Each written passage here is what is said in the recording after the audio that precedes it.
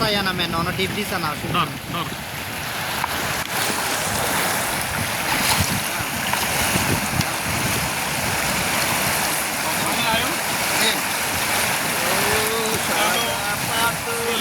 তো জোরে কই দিব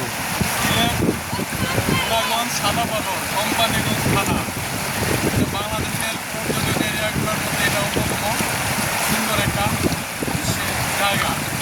এটার মধ্যে প্রতিদিনই হাজার হাজার পর্যটন আসে।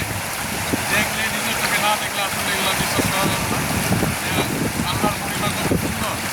মানে এই সমস্ত জায়গায় ঘুরতে আসলে আসলে সুন্দর চমৎকার। ইনশাআল্লাহ আমরা আসছি গতকাল রাতে শাহজালাল মাথা জিয়ারত করে রাত্রে রওনা দিয়ে আমরা আজকে সারাদিন ঘুরবো।